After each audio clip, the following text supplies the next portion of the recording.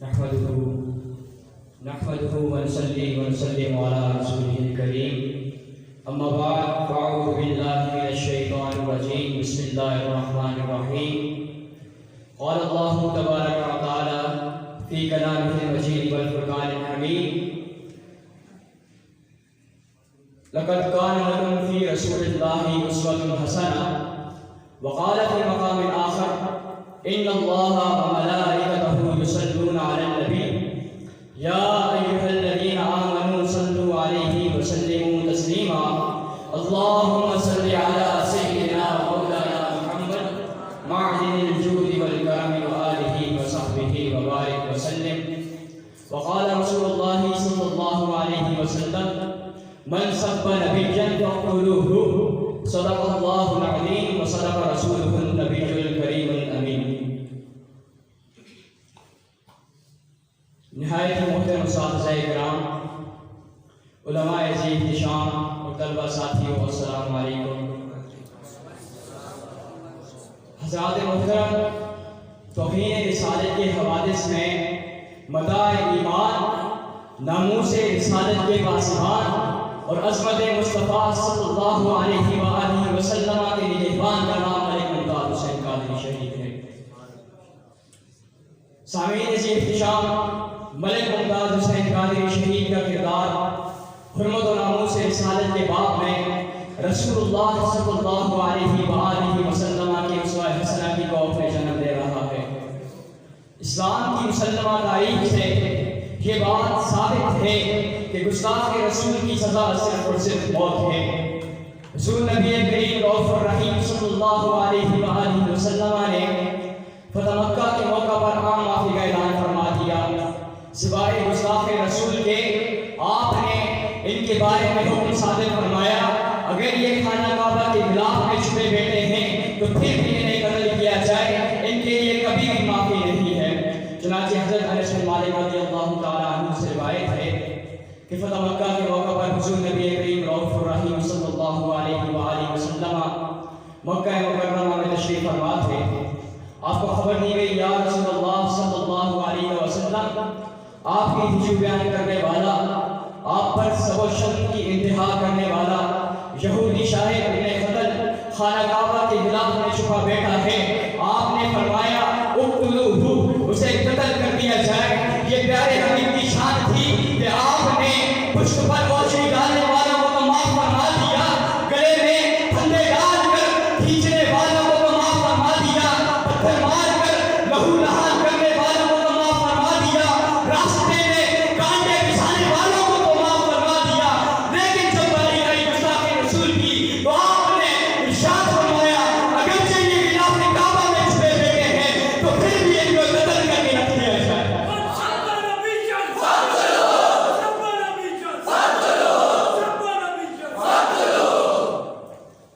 چنانچہ حضور نبی کریم رؤوف الرحیم صلی اللہ علیہ وآلہ وسلم نے اس یہودی شاعر، اس گستاخ شاعر کو قتل کروا کر یہ بات ثابت کر دی کہ گستاخ رسول کی سزا صرف اور صرف موت ہے، کہ گستاخ رسول کی سزا صرف اور صرف موت ہے۔ ملک ممتاز حسین قادری شہید کا کردار اسی احساس کی بنیاد پر، ملک ممتاز حسین قادری شہید نے اسی احساس کی بنیاد پر، اپنے کردار کی بنیاد رکھ کر گستاخ رسول کو واسط جہنم، واسط نار کر دیا۔ ارے کون ملک ممتاز حسین قادری شہید جو ان صحابہ کرام کے نقشے قدم پر چلا، جنہیں ہر وقت شہادت کی تمنا ہوتی تھی، کبھی بھی موت نہیں تھا۔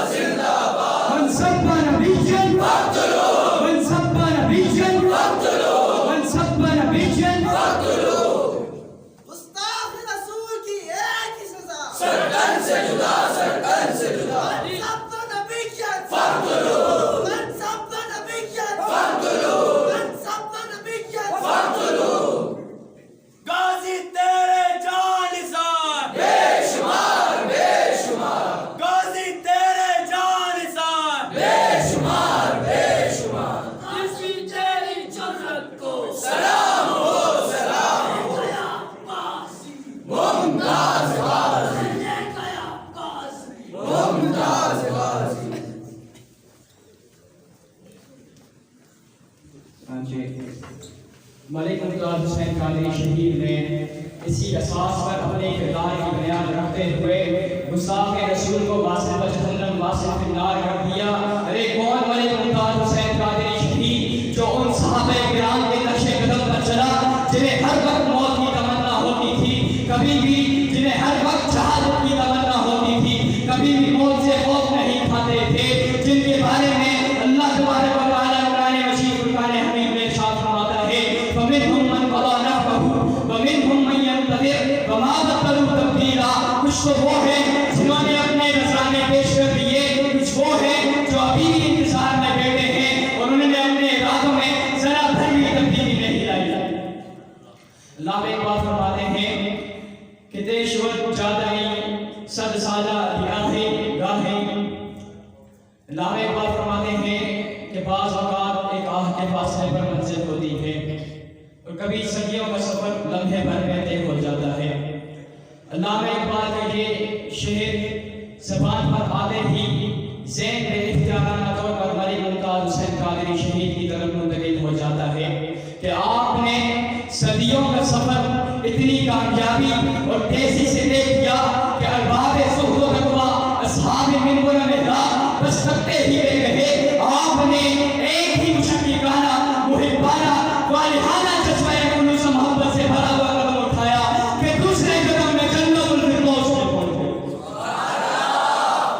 ارے جنت، وہ جنت بھی ایسی کہ جس کی تلاش میں نہ جانے آبدوں میں زاہدوں کے کتنے ہی قافلے سرے گردہ ہیں، کیسے کیسے لوگ والوں میں ہو کر رہ گئے، کئی سر پٹکتے رہ گئے تو کئی پیشانیاں رگڑتے رہ گئے، ہزاروں سر وغیرہ باہ ہو گئے، چلا کش اسی آرزو میں دنیا سے اٹھ گئے، لاکھوں طواف و سجود میں بھر گئے، بے شمار صوفی و ملا وقفے دعا رہے، لیکن ممتاز کا مقصود دیکھیے کہ جس نے ممتاز کو ممتاز کر دیا، نہ چلا کیا، نہ حج کیا، نہ عمرہ کیا، نہ مجاہدہ کیا، نہ دیر میں کشکا کھینچا، نہ حرم کا مزاور بنا، نہ مکتب میں داخلہ کیا، نہ خانقاہ کا رستہ دیکھا، نہ کنز و قدوری کھولی، نہ راضی و کشاف کا مطالعہ کیا، نہ حزب البحر کا وظیفہ پڑھا،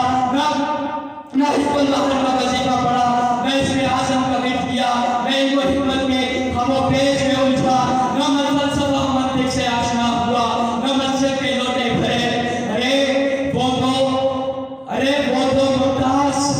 وہ ممتاز تھا کہ جس نے اس گستاخ رسول کو واصل جہنم کیا۔ آپ نے کبھی بھی شوخی نہیں دکھائی، نہ کبھی شیخی دکھائی، آپ کو پاک بازی کا خط بھی نہیں تھا، محبوب حجازی سے رابطہ تھا، تسبیح بدس نہیں، بے علس تھا، فقیر و مستدارہ نہیں، فقیر سر راہ تھا، نہ جانے حاطف بیگی نے چپکے سے اس کے کان میں کیا بات ڈال دی کہ پل بھر میں دل کی کائنات بدل گئی۔ شاہد دیتا ہے کہ پروانے کا حال اس محفل میں ہے قابل رشک اہل نظر، پروانے کا حال اس محفل میں ہے قابل رشک اہل نظر۔ ایک شب میں پیدا بھی ہوا عاشق کی دعا اور مر بھی گیا۔ سامعین عزیز کرام، اللہ تبارک و تعالیٰ ہی جانتا ہے کہ کتنی ریاضات اور عبادات سے آغوش اسلام نے بایزید کی پرورش کی۔ خاک بغداد نے جنید بغدادی کو جنم دیا، شہر دنیا نے مولانا روم کو پیدا کیا، دہلی نے شاہ ولی اللہ کو بنایا، ادھر ملک ممتاز حسین قادری شہید نے ایک خاص ماحول میں رہتے ہوئے ایک ہی جسم میں زمان و مقام طے کر ڈالے۔ شاہد کہتا ہے کہ عشق کی ایک جسم نے طے کر دیا قصہ تمام،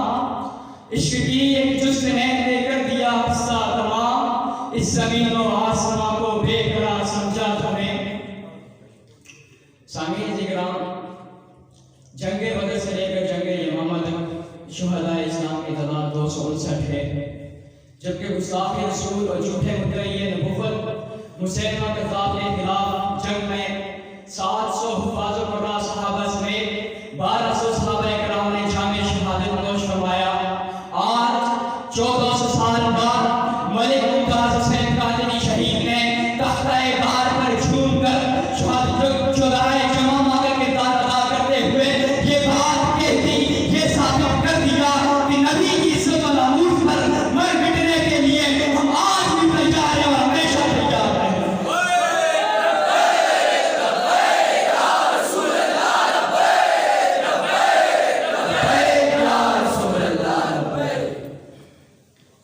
سامعین کرام، اسلام کے عدل انصاف کی تاریخ گواہ ہے کہ ایک یہودی اور منافق کے درمیان لین دین کا تنازع ہوتا ہے۔ یہودی بجائے کعب بن اشرف کو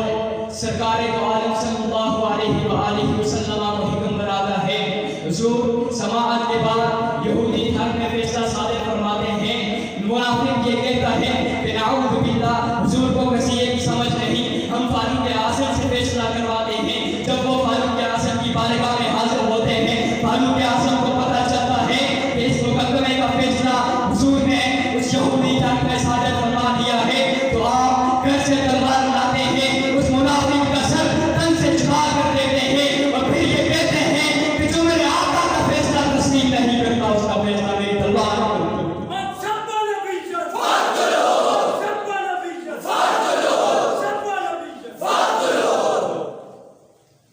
جنوری 2011 کو تحفظ ناموس انسانیت ایکٹ 295C کی تحقیق و تصدیق کے مرتکب پنجاب کے گورنر شیطان تاثیر کے سینے سے 27 گولیاں گزار کر ملک ممتاز حسین قادری شہید نے کردار فاروقی ادا کرتے ہوئے یہ کہہ دیا کہ نبی کی عزت و ناموس پر مر مٹنے کے لیے ہم آج بھی تیار ہیں اور ہمیشہ تیار رہیں گے۔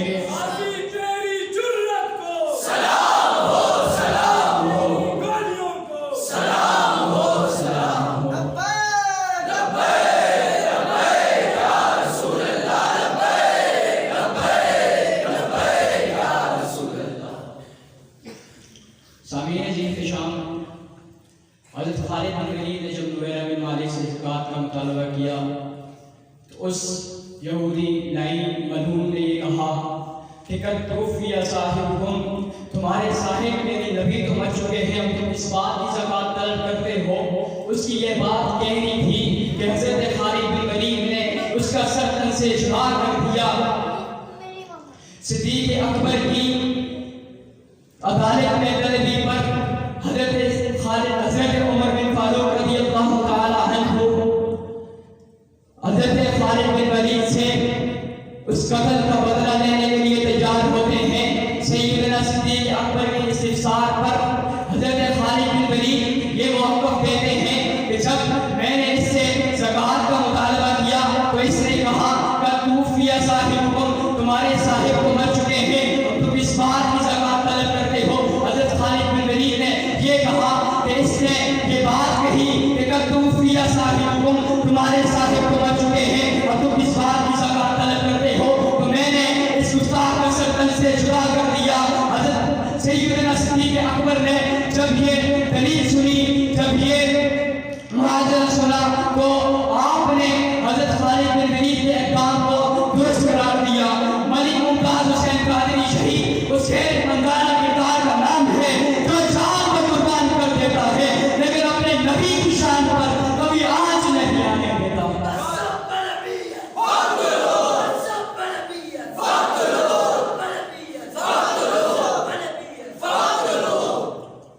حضرات محترم، سیدنا صدیق اکبر رضی اللہ تعالی عنہ نے حضرت خالد بن ولید کے ان اقدام کو درست قرار دیا، لیکن اگر آج دیکھا جائے آج کی یہ حکومت اور جو پچھلی حکومت گزری حکومت نہیں بلکہ یہودی ایجنٹ جب یہ غازی ملت کے بارے میں فیصلہ کر رہے تھے تو جسٹس آصف بھوسا نے یہ بات کہی کہ جو ملک ممتاز حسین قادری نے قدم اٹھایا ہے یہ شریعت مطہرہ کے مطابق تو صحیح ہے، لیکن پاکستان کے قوانین یہ بات اس بات کی اجازت نہیں دیتے کہ کسی کو اس طرح قتل کیا جائے۔ ارے مجھے بتاؤ تو صحیح، کیا پاکستان کو آزاد کرنے کا مقصد یہی تھا کہ اس کے سائے میں گستاخان رسول کو بنا دیا؟ ارے کیا پاکستان کے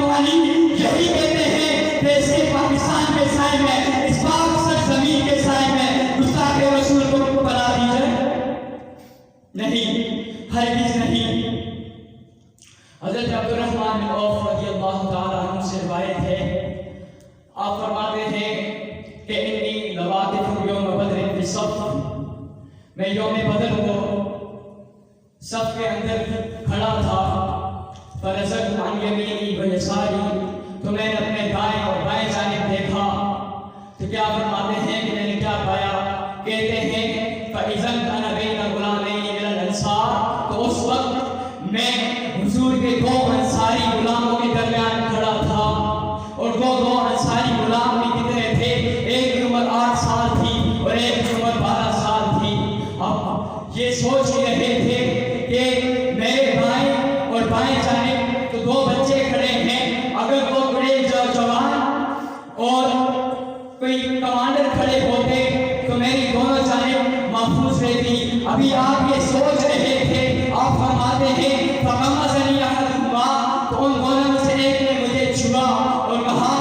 یا عمی اطارف ابا جہل، یہ چچا جان کیا آپ ابو جہل کو جانتے ہو؟ حضرت عبد الرحمن بن عوف فرماتے ہیں میں نے کہا نا، ہاں میں جانتا ہوں۔ آپ نے فرمایا کہ میں نے ان سے پوچھا فما حاجتک الیہ، حضرت عبد الرحمن بن عوف کی ان کی نو عمری کی وجہ سے ان کا یہ خیال اس طرف نہیں جا رہا تھا کہ یہ دو انصاری غلام حضور کے گستاخ کو قتل کرنے کے لیے آئے ہیں، بلکہ آپ یہ سوچ رہے تھے کہ ان کا کام کیا ہے یہاں پر۔ آپ نے ان سے پوچھا فما حاجتک الیہ، تمہارا ان سے کام کیا ہے؟ تو اس نے ان میں سے ایک نے جواب دیا کہ اخبرت ان یسب رسول اللہ صلی اللہ علیہ وسلم، ہمیں پتہ چلا ہے کہ وہ رسول اکرم صلی اللہ علیہ وآلہ وسلم کی سب و شتم کرتا ہے، حضور کی بارگاہ میں زبان کی درازی کرتا ہے۔ آپ فرماتے ہیں کہ ان دو بچوں نے یہ کہا کہ دوسرے مجاہد جو مرضی چاہے کرے، ہم تو یہی کریں گے، ہماری ذمہ داری یہی ہے، ہمارا مقصد یہی ہے کہ ہم اس گستاخ رسول کو واصل و جہنم واصل فی النار کر دیں۔ اور آپ ان دو غلامان صاحب نے یہ کام کر کے بھی دکھایا، اور آپ نے ابو جہل کو واصل و جہنم کیا۔ ارے ذمہ داری اس بابا نے عطا کی کہ جس نے 12 سوشل برداشت کیے، کہ جس کی ایک للکار پر پورا کفر لرزتا تھا، کہ جس نے 6 مہینے جیل کاٹی، کہ وہ بابا ذمہ داری کو اس بابا نے عطا کی کہ جس نے 12 سوشل برداشت کیے۔ شاہد کہتا ہے کہ نماز اچھی، روزہ اچھا، زکوٰۃ اچھی، حج اچھا، نماز اچھی، روزہ اچھا، زکوٰۃ اچھی، حج اچھا، باوجود اس کے میں مسلمان ہو نہیں سکتا جب تک نہ کٹ مر میں شہید بطور کی عزت پر کامل